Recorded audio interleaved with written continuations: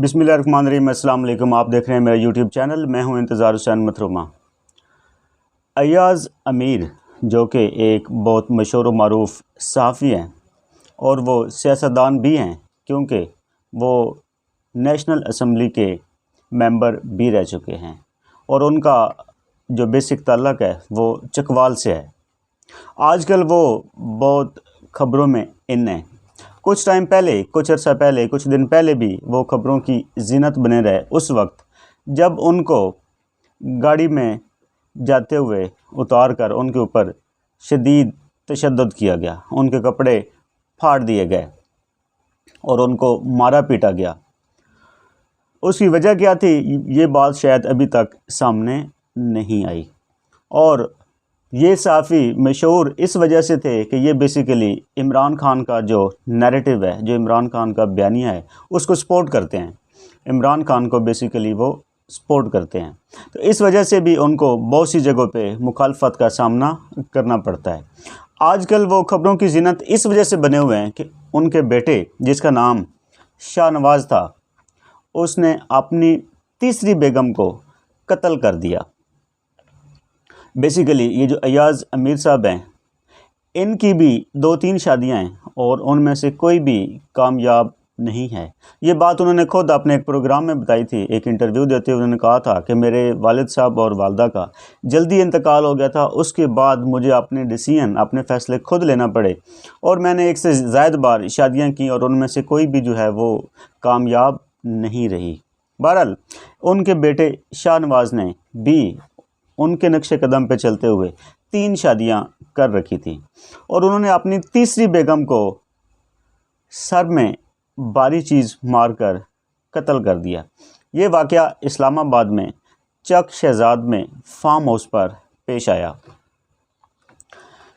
Basically ये भी बड़ी एक ड्रामाई सी स्टोरी है और ये शायद इस वजह से ये मर्डर ज़्यादा मशहूर हो गया है कि वो अय्याज़ अमीर का बेटा था। अगर वो अय्याज़ अमीर साहब का बेटा ना होता, एक नॉर्मल पर्सन होता, तो शायद ये मर्डर भी इतना ज़्यादा मशहूर ना होता, इतना ज़्यादा ख़बरों में ना रहता, क्योंकि पाकिस्तान में बहुत से मर्डर ऐसे हैं जो कि ख़बरों की ज़ीनत क्या, वहाँ पे उनकी एक दिन भी खबर जो है वो नहीं चलती। बहरहाल ये स्टोरी जो है वो भी बड़ी ड्रामाई स्टोरी है। जो उनकी ये बीवी थी उसका नाम था सारा। सारा जो है वो बेसिकली कैनेडियन नेशनैलिटी है उनके पास। उनके पेरेंट्स जो हैं वो कनाडा में रहते हैं और ये खुद जो सारा है ये बेसिकली अबू धाबी में रहती थी, वहाँ पे जॉब करती थी।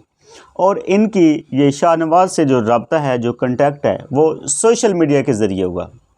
सोशल मीडिया के ज़रिए इनका आपस में कांटेक्ट हुआ, रब्ता हुआ। उसके बाद ये सारा पाकिस्तान आ गई, अबू धाबी से पाकिस्तान आ गई। पाकिस्तान आकर शाहनवाज़ के दोस्तों ने मिलकर इनकी शादी कराई, निकाह हो गया। लेकिन ये बात भी काबिल गौर है कि इनका निकाह पाकिस्तान में किसी भी जगह पे रजिस्टर्ड नहीं है, यानी उसका कोई रिकॉर्ड किसी जगह पे जो है वो मौजूद नहीं है। बहरहाल उनकी शादी हो गई और ये शादी उनकी जो है वो शाहनवाज़ की तीसरी शादी और सारा की पहली शादी थी। और सारा को शाहनवाज़ ने ये नहीं बताया था कि उनकी पहले भी 2 बीवियां मौजूद हैं। सारा के पेरेंट्स जो हैं वो कनाडा में रहते हैं और सारा ने अपनी इस शादी के बारे में अपने पेरेंट्स को भी नहीं बताया, यानी उसके पेरेंट्स को भी नहीं पता था कि उनकी बेटी जो अबू धाबी में रहती है उसने पाकिस्तान में शादी की हुई है। तो इनकी शादी तकरीबन 3 मंथ पहले हुई थी। 3 मंथ पहले शादी के बाद इनका जो क्लैश है, जो अभी मौजूदा मामला खड़ा हुआ है, उसमें 2-3 वजूहात जो हैं वो बताई जा रही हैं कि उसकी असल वजह क्या थी। वो भी मैं आगे जाके आपको बताता हूँ। और ये भी कहा जाता है कि शाहनवाज़ जो है वो नशे का आदी भी था। तो बेसिकली उनकी जो शादी है उसके बाद जो मर्डर है, मर्डर की जो वजह है वो कहा जाता है कि उसकी एक रात पहले इनकी लड़ाई हुई थी। लड़ाई किस बात पे हुई की थी कि जो सारा है उसने शाहनवाज़ को पैसे भेजे थे, अच्छी खासी अमाउंट पहले भी भेजती रहती थी और अब आके उसको पता चला कि शाहनवाज़ जो है वो तो नशा करता है। तो उसने یہ بات بھی ایک ایشو تھا کہ آپ نے میرے پیسوں سے عیاشی کی، نشہ کیا۔ دوسرا ایشو یہ بھی بیچ میں آ رہا تھا کہ سارا کو شاہ نواز نے اپنی پہلی 2 شادیوں کے بارے میں نہیں بتایا ہوا تھا، تو اب جب اس کو یہ بات پتہ چلی کہ اس نے پہلے بھی 2 شادیاں کر رکھی ہیں تو یہ بھی ایک جو ہے وہ فساد کی جڑ سٹارٹ ہوئی۔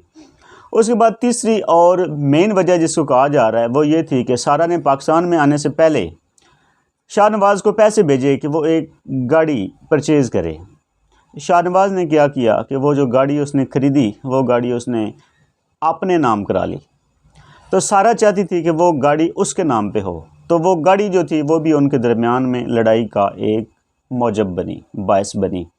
تو یہ تینوں چیزیں مل کے ان کی آپس میں چپکلش ہوئی، لڑائی جھگڑا ہوا اور بات جو ہے وہ مرڈر تک پہنچ گئی۔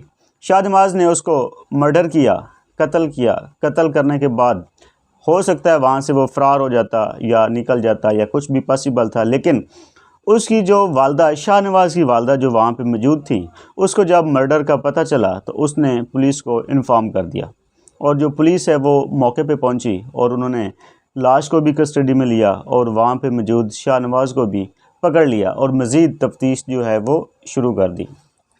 تو عدالت میں شاہ نواز نے بیسیکلی جو بیان ہے وہ یہ دیا ہے کہ میں نے یہ مرڈر اپنے ڈیفنس میں کیا ہے، اور اس کے بعد اس ایف آئی آر کے اندر ایاز امیر کو بھی نامزد کر دیا گیا اور شاہ نواز کی اس والدہ کو بھی جو وہاں پہ موجود تھی۔ تو بالآخر شاہ نواز تو پکڑا ہی گیا تھا، ایاز امیر صاحب کو بھی آج پولیس نے اپنی کسٹڈی میں لے لیا ہے اور مزید انویسٹیگیشن جو ہے وہ سٹارٹ کر دیا ہے۔ تو یہ ایک انتہائی افسوسناک واقعہ تو ہے ہی ہے، لیکن اس میں اگر ہم بیک گراؤنڈ میں جا کے کچھ چیزوں کو دیکھیں تو دونوں اینڈ سے جو ہے وہ کچھ نہ کچھ مسائل موجود ہیں۔ یعنی ایک لڑکی جس کے پیرنٹس کینیڈا میں رہتے ہیں، وہ خود ابوظہبی میں ہے اور وہ شادی پاکستان میں کر رہی ہے، اور اس نے اپنے پیرنٹس کو اعتماد میں لینا تو دور کی بات ہے، اس نے وہاں پہ ان کو بتایا تک نہیں ہوا، ان کو انفارم ہی نہیں کیا ہوا کہ وہ ابوظہبی میں رہ رہی ہے، پاکستان میں رہ رہی ہے، شادی کی ہوئی ہے نہیں کی ہوئی ہے۔ تو جب اس قسم کی شادیاں سوسائٹی میں ہوتی ہیں تو ان کا رزلٹ بھی کچھ اس قسم کا ہی آتا ہے۔ چونکہ یہ رزلٹ غلط ہے، اس کو کوئی بھی جو ہے وہ بندہ سپورٹ نہیں کرے گا کہ یہ بہت اچھا ہوا ہے، بہت نیگیٹو ہوا ہے، بہت غلط ہوا ہے، لیکن یہ جو اس کے پیچھے ایک پورا بیک گراؤنڈ ہے وہ بھی کوئی پازیٹیو چیز نہیں تھی۔ آپ بھی اپنی اوپینین کا اظہار کمنٹ سیکشن میں کر سکتے ہیں۔ ملتے ہیں اگلی ویڈیو میں، اپنا خیال رکھیے گا، اللہ حافظ۔